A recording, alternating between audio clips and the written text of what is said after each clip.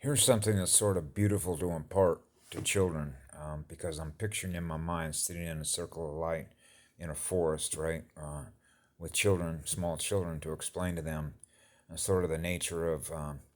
And there's a scripture in the Bible that talks about a candle in the window at night, right, and sort of the allegory of what that means when you're engaged in spiritual warfare. Okay, so I was a wildland firefighter. Okay, so naturally I don't think about these things, but ask yourself, why would this guy want to be going out and fighting fires, particularly forest fires, okay? Because even a lot of structural fire guys will tell you they don't even want to go into that kind of stuff because, for one, the probability function of the unpredictability when you have that kind of release of energy that's taking place electromagnetically, right, with that much fire. If you're in any kind of fear of a big fire, okay, and we're talking about stuff that, for example, when I was on the Bear Fire in 1970, which was actually the largest fire that I was ever on. Picture this in your mind, if you will, in moving pictures, okay? Um, but your job, your function is that we got a 58,000 square acre fire of brush, trees, timber, grass, all the rest of that, right? Which is known as Type 14 fuel. It's coming down from the San Bernardino Mountains and it's heading at a very high rate of speed because the backfire backfired. Okay, so that meant that it didn't work because the winds were pushing it with Santa Ana winds that were dry and hot. So the humidity is way down and the wind is way up. So that means that the amount of fuel consumption, which means the release of gas that's burning, okay, is enormous. There is spirit in that fire. Okay, so imagine yourself that there you are on a cul-de-sac at the top of a ridge, and you're all there with one engine company. That's it, five of you. Okay, and this thing is steamrolling down the hill and shrieking, and it sounds like greased lightning on railroad tracks.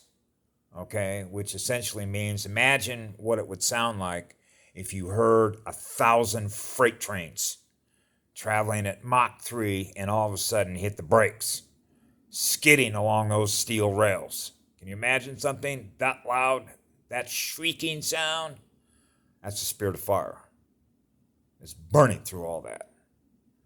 And you're up on top of a roof with an inch and a half hose, okay, running a fog stream to protect yourself from being incinerated. Okay? So you know you got a spirit of fire in you, right? Right. So you know you run a blast furnace for a girl, right? Okay? Creation. So, having said that, I tell a lot of bear stories because my clan, which is AB positive bloodline, right? Bear spirit, if you want to think of bear spirit, oh, there's an eagle spirit in me, a wolf spirit in me. You know what I mean? It's just like I get along with all of them. They're all my playmates, right? So that's a nature boy and a nature girl combined in one, because we love to be with the Creator, okay? That is using all that light to experience what all that light creates. So I'm thinking of a place called Grider Creek Campground, which is on the Pacific Crest Trail, which is off the Klamath River, Highway 96 in California. One of the most beautiful places to go into. Very dense forest. Okay. And so these are things that we do as Native Indians without even having to think about it. But if you examined us and saw the video of why is this guy, when he's going to bed at night in his tent, igniting such a large fire? This guy went out and picked up 4,000 pounds of dead wood, threw it in the back of his truck, and that is a service to the forest, okay? And then burn it up, okay? Which is an intelligent way of using dead wood, okay, in order to do what? Burn a hot fire all night long while I'm sleeping. Why is that? Because there's darkness out there. That's the same thing as a candle in the window, which is letting any demons that are out there know there is a big fire in the spirit, whatever's in that tent.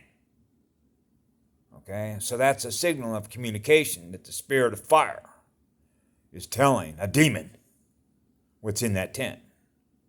Okay, that's the purpose. So I figured that's why we love to tell stories in a circle of light around a campfire with the spirit of fire with us, right? Yeah, and start telling Bear Clan stories, White Bear Clan stories, right? Arcturians, like my clan mother, right? So These are stories that we tell our children because we're storytellers. We love to learn through telling our stories because we share our experiences with you, from which children learn how it works, how the spiritual realm works. What is your realm? We live in heavenly realms. That means we burn hot.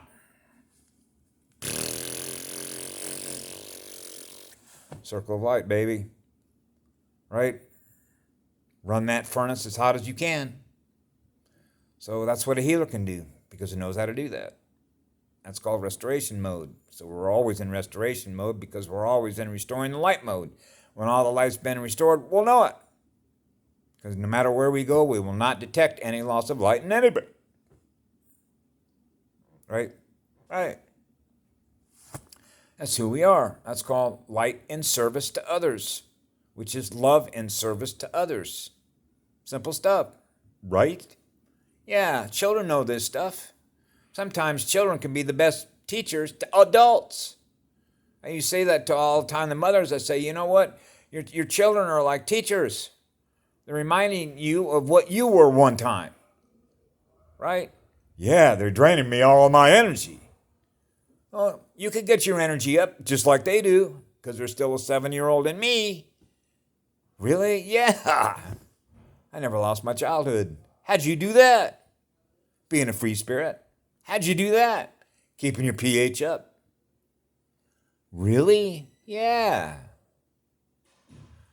A lot of ways to do things. Karen Ann Luke McDonald has all kinds of ways to share the knowledge that she has with everyone. Start taking notes and begin to experience the improvement. And you will. And that's means testing the truth. Yeah. Have a great day. Bye now.